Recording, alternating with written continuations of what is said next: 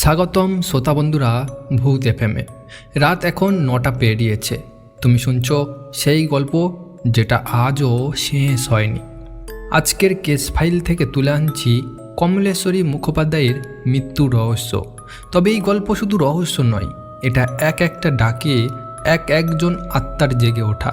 তাহলে আলো নিভিয়ে বসো, হেডফোন পরো, কারণ এই গল্প শোনার পর তোমার পাশে অন্ধকারটাও আর নিখুঁত অন্ধকারে থাকবে না। গল্প লেখক প্রসেনজিৎ মজুমদার ও দেব মজুমদার, গল্প পাঠে সঞ্জিত মজুমদার, অন্যান্য ভূমিকায় দেব স্টুডিও মেম্বার। শুরু হচ্ছে আজকের গল্প, কমলেশ্বরী মুখোপাধ্যায়ের মৃত্যুর রহস্য।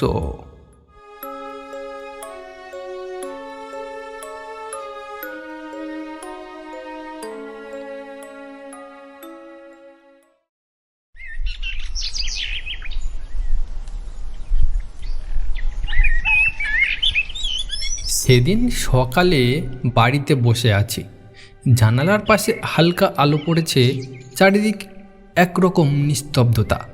রেজাল্টের প্রতীক্ষা দীর্ঘ হয়ে উঠেছে যেন। হঠাৎ তপন হাঁপাতে হাঁপাতে এসে উপস্থিত হলো আমার ঘরে।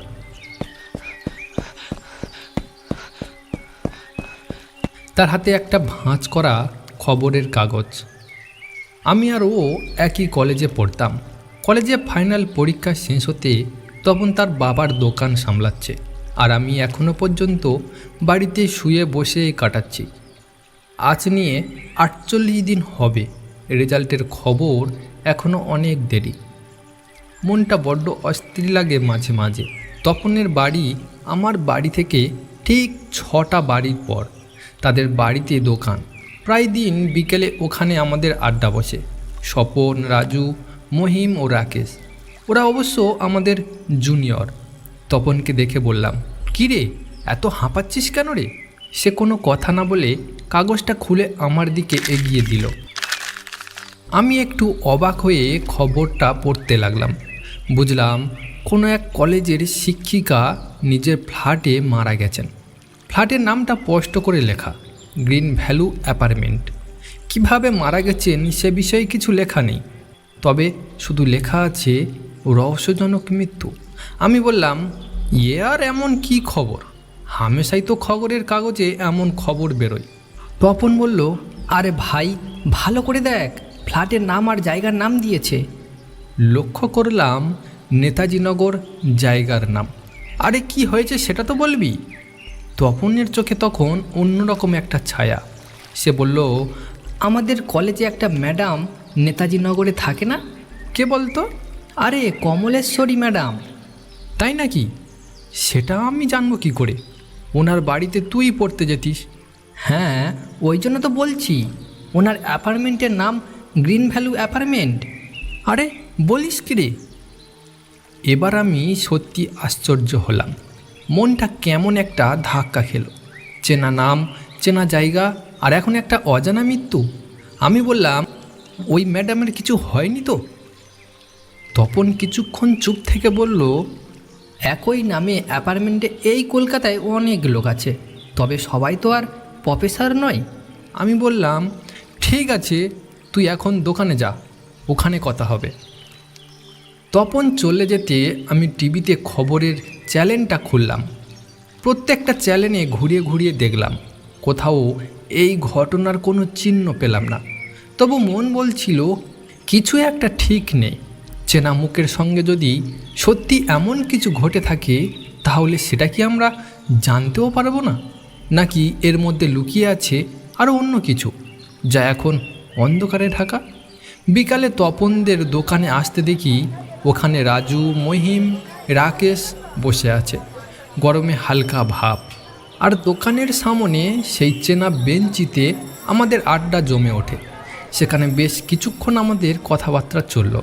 মুখে কথাবার্তা চললেও সবার চোখ মুখে যেন একটা অদৃশ্য ছায়া, একটা অজানা চিন্তা ঘোরাফেরা করছিল। পরের দিন সকালে আমরা আবার দোকানে বসে আছি। রাজু খবরের কাগজ পড়ছে। হঠাৎ ওর কণ্ঠে অদ্ভুত এক কথা ভেসে উঠল, প্রফেসর কমলেশ্বরী মুখোপাধ্যায় মৃত্যু হয়েছে হৃদরোগে। রাতে ঘুমের মধ্যে তার মৃত্যু হয়।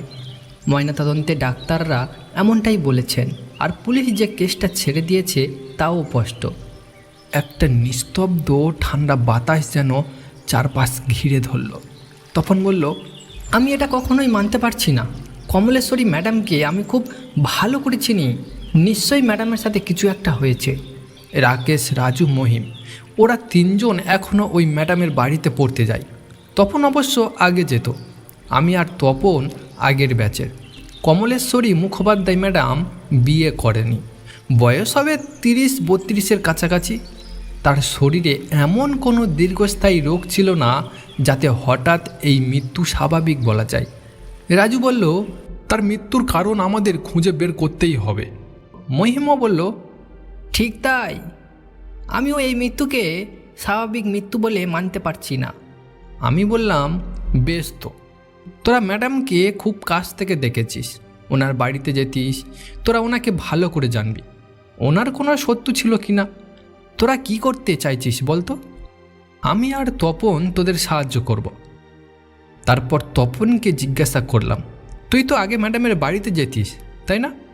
তুই কি এমন কোনো কথা শুনেছিস যাতে মনে হয় ম্যাডাম খুন হতে পারেন? তপন ঘাড় নাড়িয়ে না বলল, ওই ম্যাডামের একটাও ক্লাস আমার করা হয়নি, তাছাড়া ওনার সঙ্গে আমার তেমন পরিচয়ও ছিল না।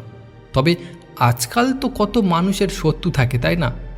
হয়তো তার শত্রু থাকলেও থাকতে পারে, কলেজে না হলেও বাইরে হলেও হতে পারে। সবাই মিলে আলোচনার পর একটা সিদ্ধান্ত নেওয়া হলো যে প্ল্যান চেট করে পুরো বিষয়টা জানা হবে, আসলে ম্যাডামের সাথে কি হয়েছিল। মহিম এবার আমাকে উদ্দেশ্য করে বলল, দাদা, তুমি প্ল্যান চেট করতে পারো? আমি বললাম, হ্যাঁ পারি, কিন্তু প্ল্যান চেটে অনেক সমস্যার সম্মুখীন হতে হয়। আমি এর আগে 2বার করেছি, একবার তো 7 দিন ধরে জ্বরে ভুগতে হয়েছে। তপন বলল, আর কোনো কথা না, তাহলে প্ল্যান চেট করা হবে, এটাই একমাত্র সঠিক রাস্তা। আমি বললাম, দেখ, এতে আমার আপত্তি নেই, তবে আমার সঙ্গে তোদেরও থাকতে হবে, তোরা কি পারবি? ওরা সবাই একসাথে বলল, হ্যাঁ হ্যাঁ, অবশ্যই অবশ্যই থাকবো। রাত যেন আরও গাঢ় হয়ে উঠল মনে। রাকেশ বলল, কোথায় করা হবে? তপন বলল, এখানেই হবে, আমাদের চালাঘরটা। আমাদের চালাঘরটা তো ফাঁকা পড়ে আছে। আমি বললাম, বেশ, তাহলে 10টার মধ্যে তোরা চলে আসিস, সঙ্গে একটা দেশলাই বাক্স আর একটা বড় মোমবাতি রাখবি, কিন্তু প্রত্যেকে আসবি কিন্তু ঠিক সময়ে। 10টার সময় আমি তপনদের চালাঘরে এসে উপস্থিত হই। ছোট্ট অন্ধকার একটা ঘর, দরজার ফাঁক দিয়ে হালকা বাতাস ঢুকছে। তপন, রাজু, রাকেশ ওরা 3জন আগেই এসে বসে আছে। মহিম এখনও আসেনি, ওর জন্য বেশ কিছুক্ষণ অপেক্ষা করলাম। ও এলো ঠিক 10টা 20-তে। ওর মুখে একরকম উত্তেজনা আর ভয় যেন মিলেমিশে আছে। প্রত্যেকে একসাথে গোল হয়ে বসে পড়লাম। আমি ওদেরকে পুরো ব্যাপারটা বুঝিয়ে দিয়েছি। প্রত্যেকে একে অপরের হাত ধরে থাকব, আর এক মন দিয়ে কমলেশ্বরী মুখোপাধ্যায় নামটা উচ্চারণ করব, আর যা যা মন্ত্র বলতে হবে সেটা আমি বলবো। হাজার ভয় পেলেও কেউ কারোর হাত ছাড়ব না, চোখও খুলব না। 10:30 শুরু হলো আমাদের প্ল্যান চেট। ঘরের সমস্ত দরজার জানালা বন্ধ। 4 দেওয়ালের ঘরটা এক অন্ধকার কূপে পরিণত হয়েছে। নিস্তব্ধ ঘরটা মোমের আলোয় থমথমে হয়ে উঠেছে। মনে এক অজানা আতঙ্ক ধীরে ধীরে বাড়ছে। আমরা সবাই এক মন দিয়ে কমলেশ্বরী মুখোপাধ্যায় নামটা উচ্চারণ করছি। ঘরের সমস্ত দরজা জানালা বন্ধ থাকায় এক ফোঁটাও বাতাস নেই। আমার শরীর ঘেমে একেবারে ভিজে গেছে, পিঠের সিদ্ধারা পেয়ে জল গড়িয়ে পড়ছে। ওদেরও একই অবস্থা। আমরা সবাই জানি নামের কোনো ভুল হলে যার আত্মাকে ডাকছি সে না এসে অন্য কেউ এসে যেতে পারে, তাই উচ্চারণে কোনো ভুল চলবে না। প্রায় আধা ঘন্টা কেটে গেছে। দীর্ঘক্ষণ দরজা জানালা বন্ধ থাকায় ঘরের মধ্যে যেন অস্থিরতা বেড়েই চলেছে। আরও মিনিট 20 পর হঠাৎ একটা উগ্র গন্ধ নাকে এসে ঠেকল। সেই গন্ধে শরীর কেমন করছে, মাথা ঝিমঝিম করছে, মনে হচ্ছে কেউ বা কিছু উপস্থিত হয়েছে। একটা অজানা শক্তি, একটা চাপা অনুভব চারপাশে। আমি কাঁপা কাঁপা গলায় জিজ্ঞাসা করলাম, কেউ কি আছেন? কোনো উত্তর নেই। একবার দুবার আবার জিজ্ঞেস করলাম, ম্যাডাম আপনি কি এসেছেন? ঘরের বাতাস শোঁ শোঁ করে কান ঘেয়ে বইছে। মোমের আলো নিভে গেল। ঘরের মধ্যে ঘন অন্ধকার ছড়িয়ে পড়েছে। আবার জিজ্ঞেস করতেই এবার একটা অস্পষ্ট কাঁপা গলায় স্বর ভেসে এলো। তোরা আমাকে ডাকলি কেন? কেন ডাকলি? আমি বললাম, আপনার মৃত্যুটা পুলিশ স্বাভাবিক বলে মনে করছে, কিন্তু আমরা জানতে চাই সত্যি কি ঘটেছিল। আমার কথা শেষ না হতেই হঠাৎ একটা বিভৎস অদৃশ্য কিছু যেন আমার গলা চেপে ধরলো। দম বন্ধ হয়ে আসছে। সেই কণ্ঠস্বর গর্জে উঠল, ওদেরকে বাঁচতে দেব না, ওদেরকে বাঁচতে দেব না। মহিম তখন বলে উঠল, ম্যাডাম আমি মহিম দাস, আমরা জানতে চাই আপনার এমন অবস্থা কিভাবে হলো, আমাদের জানা খুব প্রয়োজন। মহিমের কথা শুনে মিস কমলেশ্বরী আমায় ছেড়ে দিয়ে এক চিৎকার বলে উঠলেন, আমি ওদের ছাড়বো না, ওরা আমার খুন করেছে। আমি জিজ্ঞাসা করলাম, কারা তিনজন ম্যাডাম? ম্যাডাম বলতে শুরু করলো, 1 জানুয়ারি রবিবার রাত 11টায় কলিং বেল বেজে ওঠে। আমি দরজা খুলে দেখি ওরা 3 জন। কারা ম্যাডাম, কারা তিনজন? সৈফুদ্দিন, রঞ্জিত।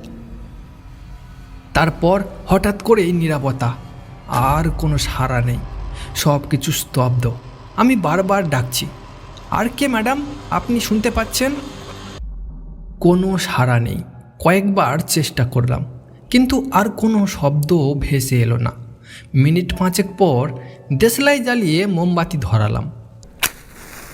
দেখি রাজু বেহুশ হয়ে পড়ে আছে। বুঝলাম প্লানচেটের সংযোগ কেটে গেছে। ওই দুটো নাম ছাড়া আর কিছু জানা গেল না। পরের দিন সকালে আমরা কলেজে রেজিস্টার লিস্ট থেকে খুঁজে বের করার চেষ্টা করলাম ওই নামে কেউ আছে কি না। পেয়েও গেলাম। আমার প্রথম সন্দেহ ছিল কলেজের কোনো স্টুডেন্ট হবে নিশ্চয়ই, কারণ অবিবাহিত সুন্দরী টিচার। যদি কারোর শত্রু হন সে কলেজ থেকেই হবে। যদি কলেজে না পেতাম তবে ওনার পাড়াতে খোঁজ করতে হতো। আমাদের সৌভাগ্য কলেজেই দুটো নাম মিলল। রঞ্জিতকে জেরা করতেই সব বলে দিল, কেন ওরা খুন করেছে কমলেশ্বরী মুখোপাধ্যায়কে। কারণ ওরা পরীক্ষাতে টুকলি করতে গিয়ে ধরা পড়েছিল। আর কাগজ নয়, আসতো একটা বই। ইয়ং ম্যাডাম ওদের পরীক্ষা বাতিল করে দেয়। সেই অপমান আর রাগের প্রতিশোধ নিতে ওরা খুন করে। কিভাবে খুন করেছে সেটা একমাত্র সৈফুদ্দিন বলতে পারবে। রঞ্জিত আর কানাই তাকে সাহায্য করেছিল। কানাই পাড়ার ছেলে, রকে বসে সব সময় আড্ডা মারে। এরপর রাজু 2 দিন ধরে জ্বরে ভুগছে। রাকেশের শরীরটাও খারাপ। সেই দিন আমি তপনের দোকানে গেলে মহিম বলল, আমরা গোয়েন্দাগিরির মতো কাজ করলাম তাই না ভবেশদা? আমি হেসে বললাম, একটা চা খাওয়া দেখি। বেশ একদিন কেটে যাওয়ার পর পরের দিন বিকালে আবার সবাই তপনের দোকানে একত্রিত হলাম। রাজু এসে বলল, কিন্তু তার চোখ মুখ ফ্যাকাশে, ক্লান্ত। রাকেশ আসেনি, ফোনে জানিয়েছে তার খুব জ্বর। আমি বললাম, রাজু তুই ঠিক আছিস তো? রাজু চোখ নিচু করে বলল, ভবেশদা কাল রাত থেকে আমার ঘুম হচ্ছে না। ঘুমালে একটা দৃশ্য বারবার দেখতে পাচ্ছি। আমরা সবাই একসাথে তাকালাম রাজুর দিকে। মানে কী সব বলছিস? রাজু বলল, একটা ঘরে আমি দাঁড়িয়ে আছি। ঘরের দরজা খোলা, সামনে দাঁড়িয়ে আছেন কমলেশ্বরী ম্যাডাম, কিন্তু তার চোখে মুখে ভয়াবহ রাগ। তিনি বলছেন, আমার প্রতিশোধ এখনও শেষ হয়নি। তুমি প্লানচেটে ছিলে, তাই তোমার ওপর নজর থাকবে। রাজুর কথা শুনে আমাদের গা শিউরে উঠল। তপন বলল, মানে ব্যাপারটা তাহলে এখানেই শেষ নয়? মহিম কিছুক্ষণ চুপ করেছিল, তারপর বলল, তবে কি ম্যাডামের আত্মা এখনও শান্ত হয়নি? আমি বললাম, প্রশ্নটা শুধু প্রতিশোধের নয়। যদি সত্যি আত্মা দুনিয়াতে থাকে তবে সে নিজের ন্যায় না পাওয়া অবধি শান্ত হবে না। সেদিন সন্ধ্যার পর আমরা কলেজে গিয়ে রেকর্ড ঘাঁটতে থাকি।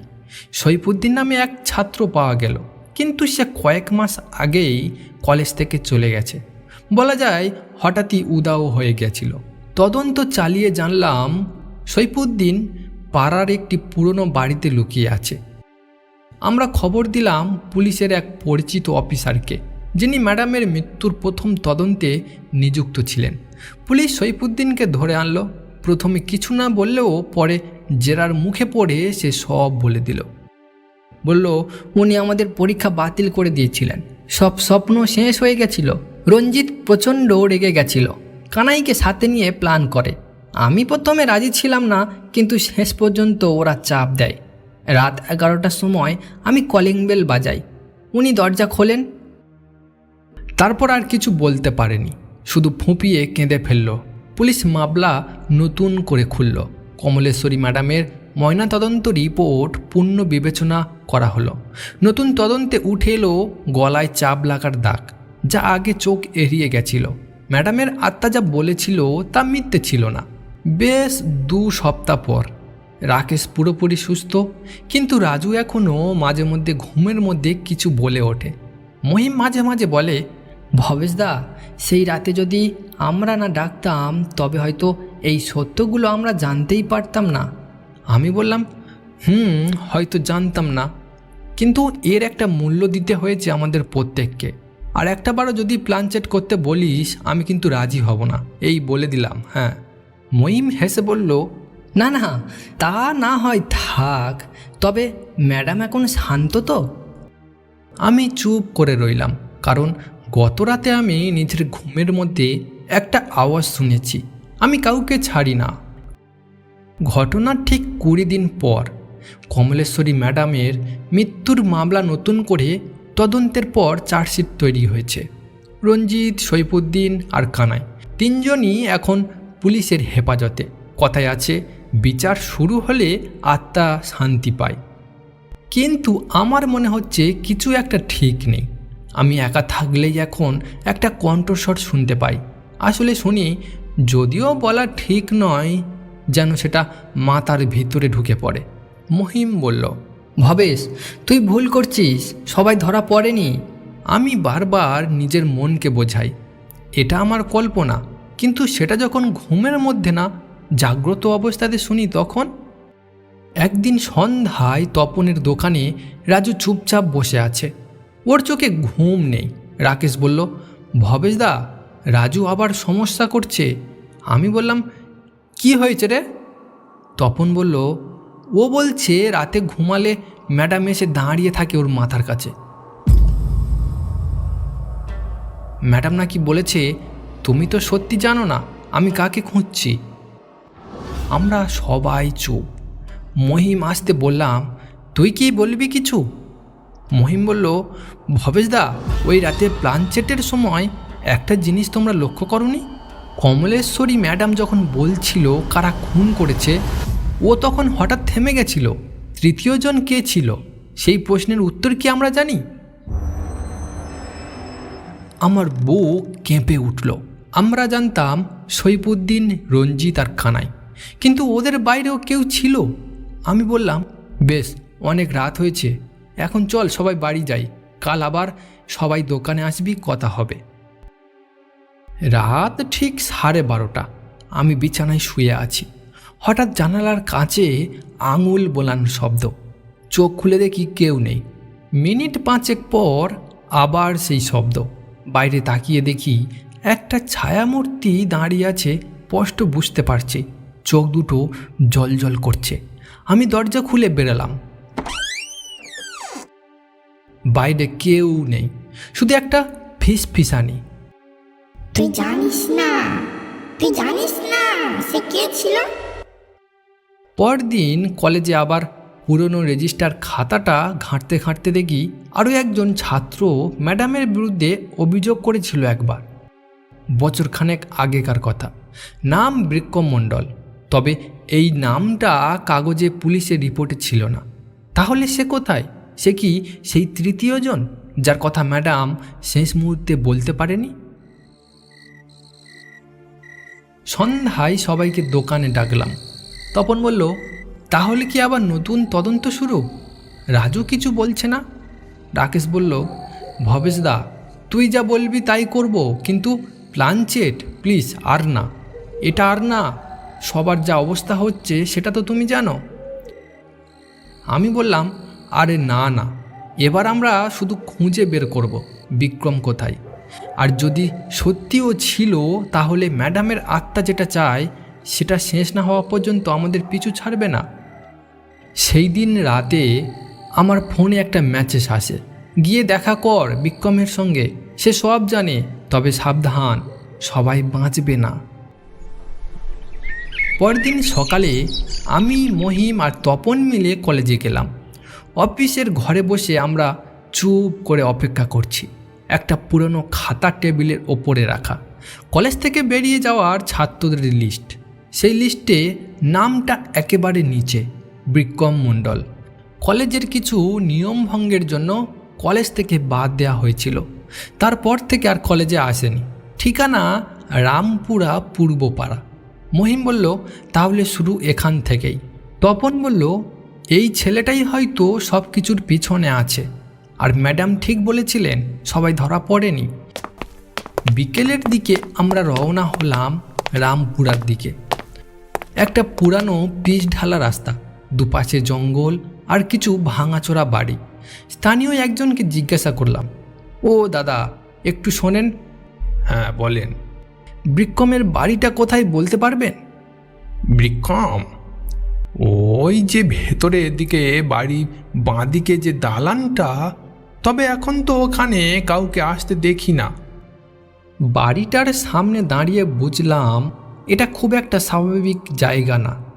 দালানটা প্রায় ভেঙে পড়ার মতো, চারপাশে আগাছা, চৌকাঠ খোলা, দরজা নেই। ভেতরে একটা সিঁড়ি বেয়ে আমরা ওপরে উঠলাম। ঘরটা একেবারে ফাঁকা, তবে একটা কোণায় পুরনো খাটে কেউ বসে আছে। দেখে বুঝলাম এটা হয়তো বিক্রম। চেহারায় ক্লান্তি নেই, চোখ রক্তবর্ণ। আমি বললাম, বিক্রম?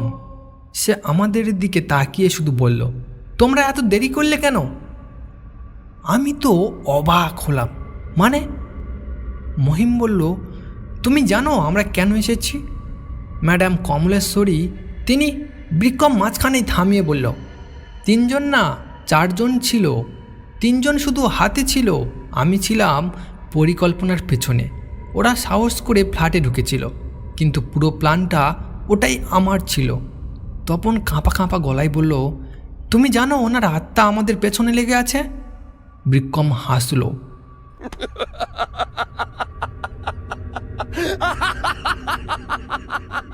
একটা ঠান্ডা থমথমে ভয়ানক হাসি। তোমাদের পেছনে?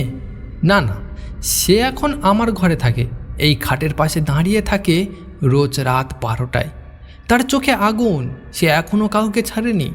তোমরা গেলে এবার সে তোমাদেরও ছাড়বে না। আমি জিজ্ঞাসা করলাম, তাহলে তুমি এখন কি চাও? সে শুধু বলল, তোমরা প্ল্যান চেট করেছিলে না, আরেকবার করো। এবার ওকে সরাসরি রাখো, তাহলে যা জানার সব জানবে। কিন্তু সাবধান, এবার কেউ ফিরে নাও আসতে পারে। এই কথা শুনে আমরা ফিরে এলাম। মহিম বলল, এবার প্ল্যান চেট করলে হয়তো সে নিজেই সামনে আসবে। তপন চুপ। রাজু সেই রাতে কিছু খেতে পারেনি। রাকেশ আজও দোকানে আসেনি। আমার মাথায় শুধু একটাই চিন্তা, এই আত্মা কি কেবল প্রতিশোধ নিয়েই থেমে যাবে, নাকি সে এখন আরও কিছু চাইছে? আমি জানি এই প্ল্যানচেটটা হবে শেষবারের মতো। আর কেউ জানুক বা না জানুক, আমি অনুভব করছি কমলেশ্বরী মুখোপাধ্যায় এখনও আমাদের আশেপাশে ঘুরে বেড়াচ্ছে, আমাদের ওপর নজর রেখেছে। ঠিক রাত 10টা। চালাঘরটা আগের মতোই নির্জন, কিন্তু এবার বাতাসের মধ্যে কেমন একটা ঘনত্ব, চাপা শ্বাস, চুপচাপ ভয়, যেন আমরা নয়, কেউ আমাদের আগে থেকেই অপেক্ষা করছে। বিক্রম আসেনি। সে বলেছিল প্ল্যানচেট যখন শুরু হবে আমি নিজেই চলে আসব। ঘরে এবার আমরা 4 জন, আমি, মহিম, তপন আর রাজু। রাকেশ অসুস্থ, তাকে আমি বাধ্য করেই বসতে দিলাম না। ঘরের জানালায় পেপার দিয়ে ঢাকা দেওয়া হয়েছে। 2টো বড় মোমবাতি জ্বলছে। মেঝেতে সাদা চক দিয়ে বৃত্ত এঁকে মাঝখানে বসেছি। আমার বুক ধুকপুক করছে, কারণ এবার আমি শুধু ডাকছি না, আমি অপেক্ষা করছি বিচারকের জন্য। আমি চোখ বন্ধ করে বললাম, প্রাণ যার নেই কিন্তু কথা যার থেকে যায় তাকে ডাকছি, কমলেশ্বরী মুখোপাধ্যায় ফিরে এসো। তুমি এসেছিলে, এবার আবার আসো। তোমার কথা শেষ হয়নি। প্রথম 10 মিনিট কিছুই হয়নি। তারপর হঠাৎ ঘরের বাতাস ভারী হয়ে উঠল। মোমবাতির আলো থর থর করে কাঁপছে, আর একটা তীব্র গন্ধ ঘরে ছড়িয়ে পড়েছে। আমার চোখ বন্ধ, কিন্তু অনুভব করছি ঘরে এখন আমরা 4 জন না, 5 জন। শীতল হাওয়া কানের পাশে এসে ফিস ফিস করে বলে উঠল, এবার কি সত্যিটা বলবে বিক্রম? আমি চোখ মেলতেই দেখি বিক্রম ও এক পাশে বসে আছে, কিন্তু তার মুখ একেবারে সাদা, চোখ দুটো স্থির। তপন চিৎকার করে উঠল, এই বিক্রম, তুই এখানে আসলি কি করে? বিক্রম কিছু বলেনি, তার ঠোঁট নড়ছে না, কিন্তু কণ্ঠস্বর ঘরের কোণ থেকে ভেসে আসছে। 3 জন তো ধরা পড়েছে, কিন্তু তার বিচার এখনো হয়নি। বিক্রম। মোমবাতি নিমে গেল। ঘরের অন্ধকার, চারিদিকে বাতাসের গতি বেড়ে যাচ্ছে। আমাদের মাথার ওপর পাখার মতো কিছু একটা যেন বন বন করে ঘুরছে। রাজু ভয়ে জোরে জোরে কাঁপছে। মহিম তার হাত চেপে ধরেছে। আমি বললাম, আপনি কি চান আমাদের থেকে? বিচার তো হয়েছে, আপনি তো ওদের নাম বলেছিলেন। একটা কণ্ঠস্বর এবার গর্জে উঠল, সবাই জানে না, কেউ একজন সব জেনেও চুপ ছিল, যে আমার মোবাইল থেকে সমস্ত মেসেজ ডিলিট করে দিয়েছিল, প্রমাণ লুকিয়েছে, সে এখন এই ঘরেই আছে। আমার বুকটা ধরাস করে উঠল। মহিম হঠাৎ বলে উঠল, ভবেশদা, আমি কিছু বলিনি আগে। কিন্তু আমি বললাম, তুই কি লুকিয়েছিস মহিম? মহিম চিৎকার করে কেঁদে উঠল,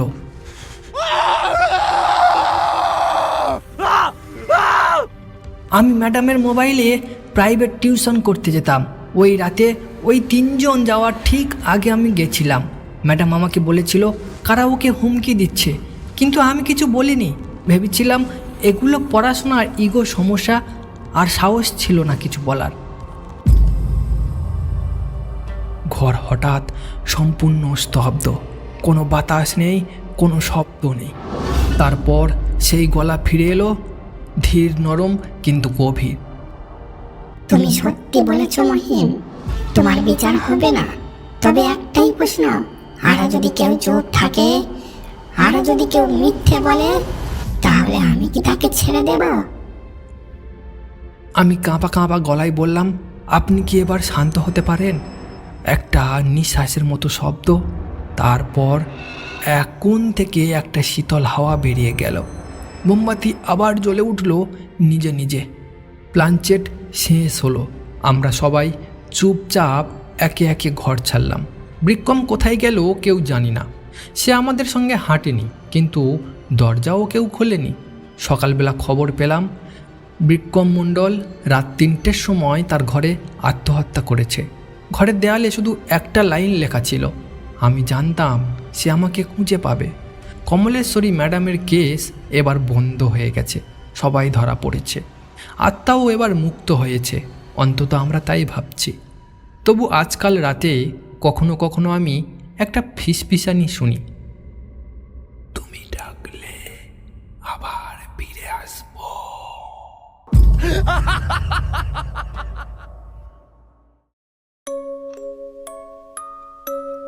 আপনি শুনছিলেন ভূত এফএম। তো গল্পটা কেমন লাগলো আমাদেরকে জানাতে ভুলবেন না। ভালো লাগুক খারাপ লাগুক মোটামুটি অবশ্যই আমাদেরকে জানাবেন। আমরা আপনাদের মতামতের অপেক্ষায় থাকব। ফিরে আসছি অন্য একটা গল্পে। ততক্ষণ সুস্থ থাকুন আর আমাদের গল্প শুনতে থাকুন।